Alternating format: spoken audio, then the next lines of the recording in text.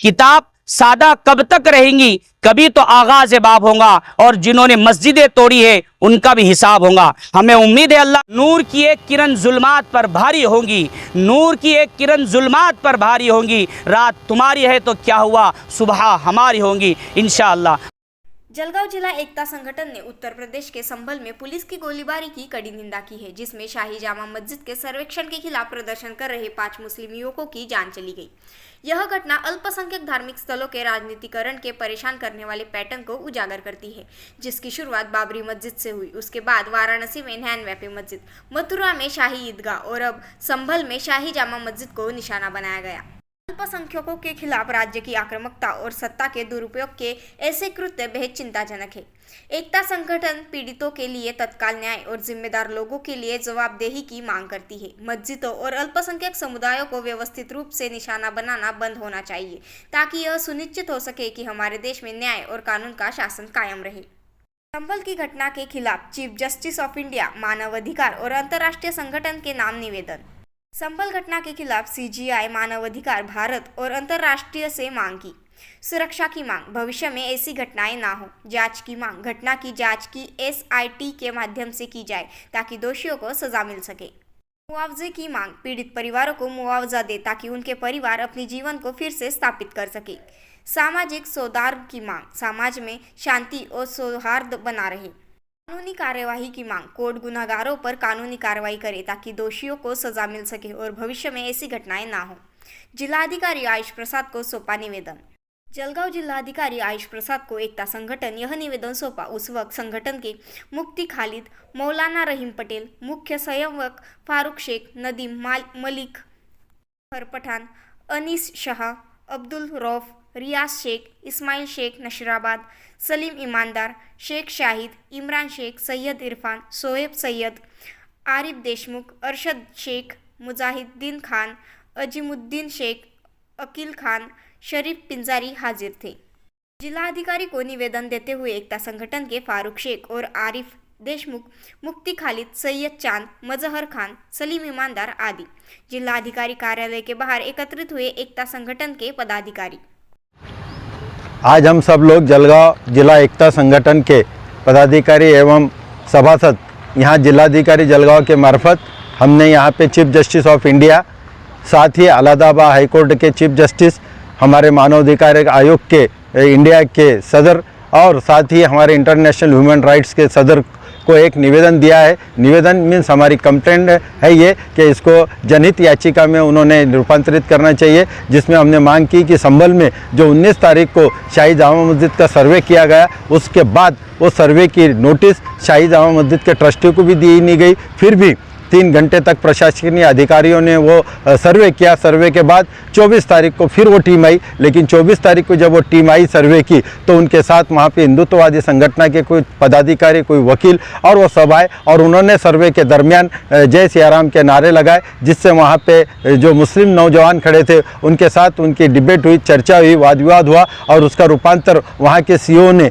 Immediate अपने हाथ में लेते हुए, कमांड हाथ में लेते हुए फायरिंग की ऑर्डर दी, जिसमें अभी तक के 5 नौजवान हमारे शहीद हो चुके हैं। हम आज जिलाधिकारी के माध्यम से हमने ये मांग की है कि हमको सुरक्षा चाहिए, सुरक्षा के साथ इसकी जांच होनी चाहिए। जांच की मांग में इस घटना में SIT की नियुक्ति की जाए, जिसमें हमारे हाईकोर्ट के जज हो। साथ में मुआवजे की मांग की कि जो शहीद हुए उनमें उनके फैमिली को यहाँ पे मुआवजा दिया जाए।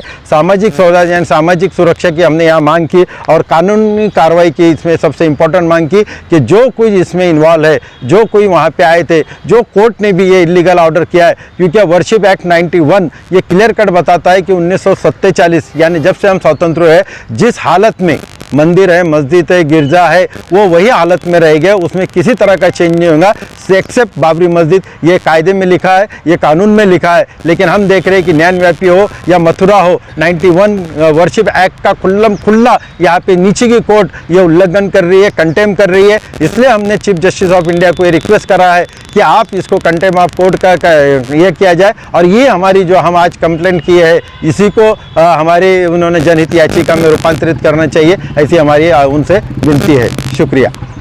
आज यहाँ हम जो जलगांव ज़िला कलेक्टर ऑफिस के पास निवेदन देने के लिए आए हैं और हमारी जलगांव ज़िला एकता संगठन की ये मांगनी है, ये मुतालबा है कि जो संभल के अंदर जो वाक़या पेश आया कि एक तो इल्लीगल तरीके से जो है मस्जिद को तोड़ने की और मस्जिद को जो है गिराने के लिए साजिशें की गई, कानून को तोड़ा गया।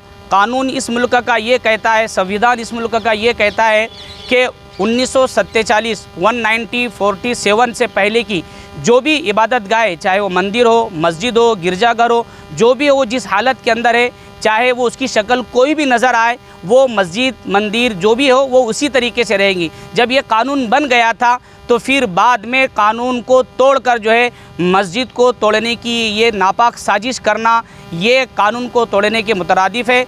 इसलिए हम इस मुल्क की हुकूमत से और चीफ़ जस्टिस से ये निवेदन करते, ये मुतालबा करते कि जिन लोगों ने भी जो कानून को तोड़ा है, अल्लाह के घर को तोड़ा है, मस्जिद को तोड़ने के लिए जो है साजिश की है, उसका जो है उनको कानून के दायरे में लेते हुए उनके ऊपर जो है सरजनिश की जाए, उनकी पकड़ की जाए। और ख़ास तौर पर हम यूपी सरकार को ये बताना चाहते हैं कि ये बहुत सारे ऐसी मसाजिद के अंदर यूपी सरकार जो है इसके अंदर आगे बढ़ चढ़कर हिस्सा ले रही है। ख़ास तौर पर ज्ञानवापी मस्जिद, वाराणसी की मस्जिद, इसी तरीके से संभल की मस्जिद और भी जो है बहुत सारी मसाजिद पर ये निशाना बनाया जा रहा है। शायद यूपी सरकार इस बात को भूल रही है कि आज हमारी हुकूमत है, हमारा हिसाब लेने वाला कोई नहीं है। तो हम बड़े डंकी की चोट पर ये बात कहेंगे कि किताब सादा कब तक रहेंगी, कभी तो आगाज़ बाप होगा।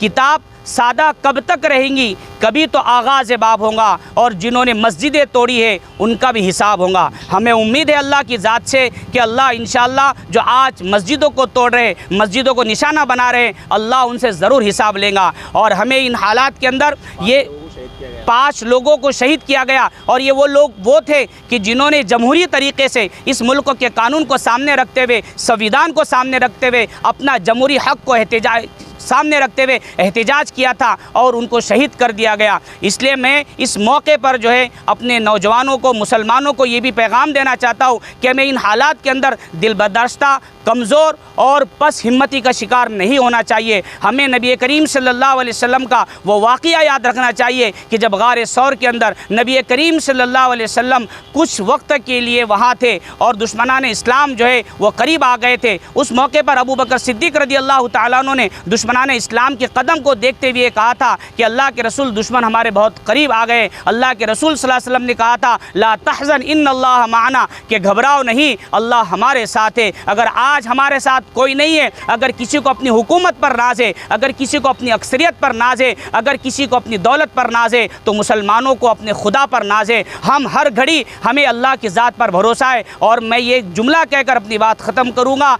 कि नूर की एक किरण जुल्मात पर भारी होंगी, नूर की एक किरण जुल्मात पर भारी होंगी। रात तुम्हारी है तो क्या हुआ, सुबह हमारी होंगी इंशाअल्लाह।